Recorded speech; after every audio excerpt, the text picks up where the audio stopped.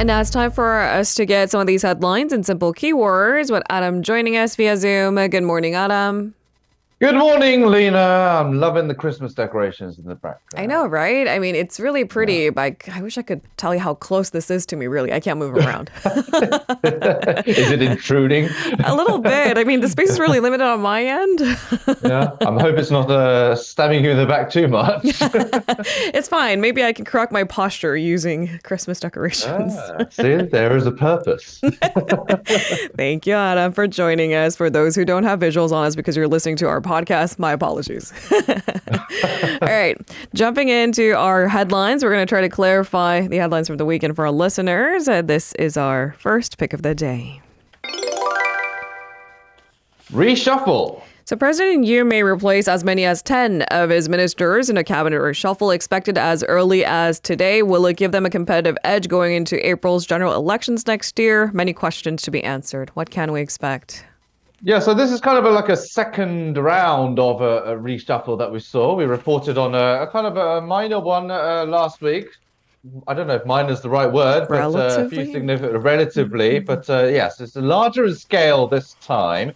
Now, the reshuffle aims to stabilize the administration, which has, of course, faced challenges such as the failure to win the Expo bid, as well as the sudden resignation of the Korea Communications Commission's chief, Lee Dong-kwan. Now, those likely to be affected include the ministers of finance, SMEs, agriculture, and labor. The union is reportedly considering making nominations from among public officials, academics, and experts. Now, ex-senior presidential secretary for economic affairs, Choi Sang-mok, is a top contender to take over from finance minister Chu Kyung-ho. So that's one public official that's in the line to possibly take over. Now, industry minister Bang Moon-gyu may also be replaced, given reports that he's being encouraged to run for a seat in Suwon, which is actually his hometown. Park Sang-woo, former chief of LH Corporation, the state-run housing corporation, is under consideration to replace the land minister Won Yi-ryong. For the successor to Oceans Minister Cho Sung-hwan, Korea University law professor Kim In-hyun is reportedly being considered. Song Mi-ryung, a researcher at the Korea Rural Economic Institute, and Woo Tae-hee, a former vice minister, are expected to replace the Agriculture Minister Chung Wan-gun and the Trade Minister Bang Moon-gyu, respectively. Eyes are also on the fate of Foreign Minister Park Jin to see if he faces the chopping board after Busan's failed bid to host the 2030 World Expo. The presidential office is also reportedly reviewing possible replacements for Justice Minister Han Do-hoon, as he is widely believed to be preparing to run for parliament as well. So this usually happens when there is a general elections, because a lot of sitting government members and cabinet members often do run for parliament or a seat in the general elections. But there is also other reasons, such as basically taking responsibility, such as failed policy achievements, for example, and if they're just not doing a good enough job. But it seems like the majority is because like a lot of these ministers and government officials are going to be running for office. I mean, this is a pretty natural course of action, right? As President Yoon looks to start his third year in his office, right? I mean, the reshuffle is expected, but you're right. A lot of moving parts, different reasons. You have to look at each individual differently, only if we have the time. So a nice summary to do it. All right, let's move on to our second keyword of the day. Workplace safety. So the ruling People Power Party has announced an additional 2-year grace period for small companies as the workplace safety law expands to include those with less than 50 employees. So a longer time to make the adjustments, seeing that maybe these smaller companies aren't ready to take on that load. That's exactly part of the reason why that this grace period has been or is going to be extended. Now, currently, business owners or CEOs of companies with 50 or more employees, they face imprisonment of up to a year or fines for deadly on-duty disasters due to poor workplace safety. The original grace period until January 27th of next year for companies with 5 to 50 employees will be extended by an additional 2 years for about 800,000 smaller companies nationwide. Now, this is considering, as you mentioned, partly because of the lack of preparation to implement those rules, as well as the chronic labor shortage that we've been seeing here in the country. Now, the government plans to announce measures in the meantime to support companies with fewer than 50 employees within this month. Plans are also underway to actively expand the support budget for SMEs as well. A pan-governmental task force, meanwhile, will be established to address administrative network disruptions following recent incidents affecting public services. There's been a lot of criticism following a failure of the government websites where a lot of people go to get some civil documents. The task force aims basically to prevent network issues, utilize private cloud services, establish a control tower, as well as conduct inspections of aged network equipment to enhance the management of public digital infrastructure. Network equipment management. It sounds so basic, but sometimes, I mean, that's where we cut corners. And when there's a major disruption to server, like you said, we should go back and see if they're all working properly. Yeah, precisely. All right. It's been a little over a week, after North Korea claimed to put its own spy satellite into orbit. South Korea launched its own. And this is our third keyword of the day. Spy satellites. So South Korea has successfully launched its first military spy satellite using a SpaceX rocket. I mean, that's significant. I mean, how much trust there is between South Korea and the U.S. when it comes to space cooperation. We're collaborating with a private company. This heats up certainly the space race with, of course, our neighbor, North Korea. What's the latest?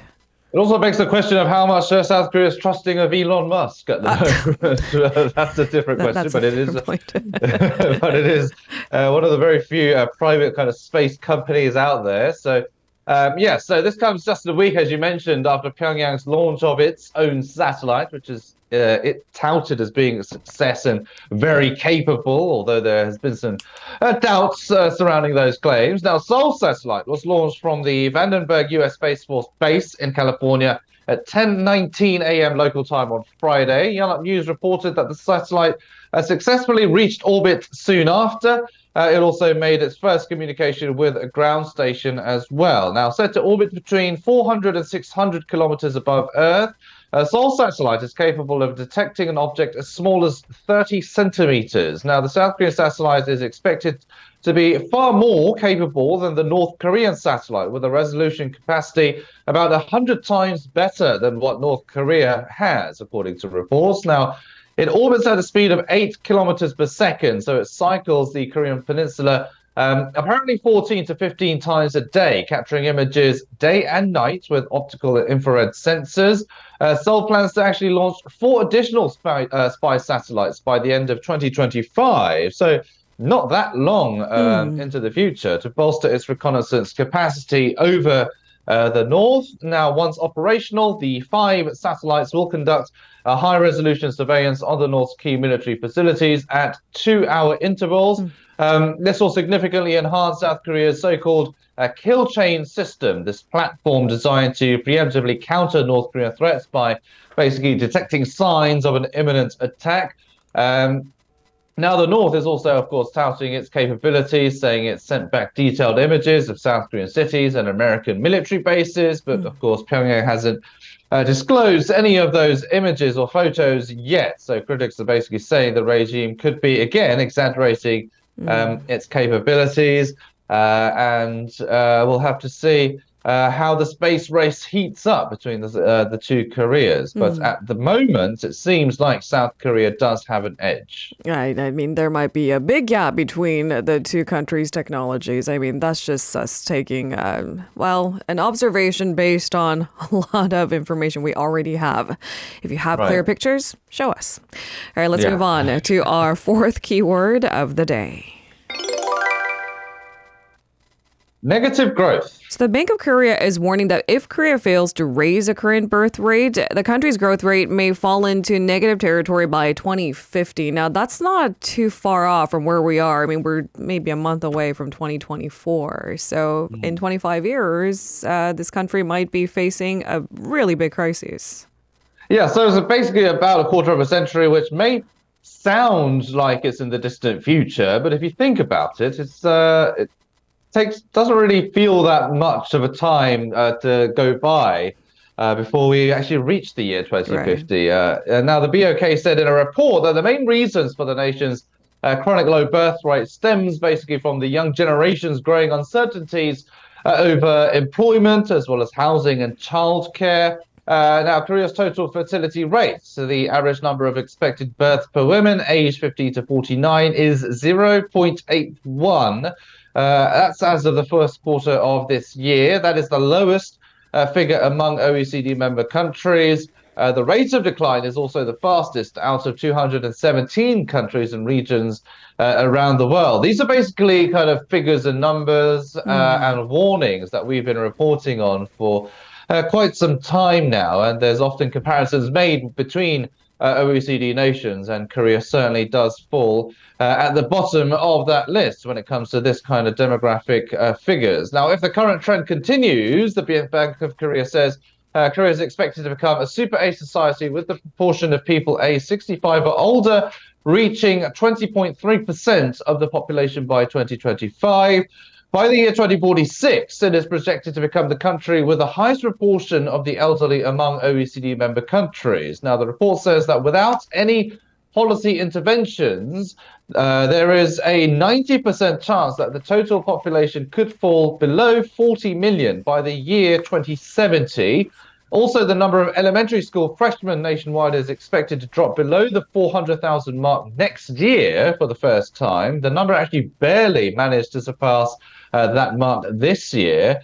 Now, it identifies structural policies as the most crucial measures to address the low birth rate. These so-called structural policies include measures on the labor market, stabilizing housing prices, household debts, and easing concentration in the metropolitan area, as well as alleviating competition in the education system as well. So these are basically all kind of fundamental and sometimes cultural issues as well that need to be kind of addressed, that is basically attributing to these kind of demographic uncertainties at the moment. Now, the quality of youth employment is also worsening as well, with an increasing prevalence of non-regular jobs. And they actually conducted a survey where a lot of young people who are in full-time regular jobs significantly outnumbered those with non-regular jobs in terms of their willingness to get married. So basically,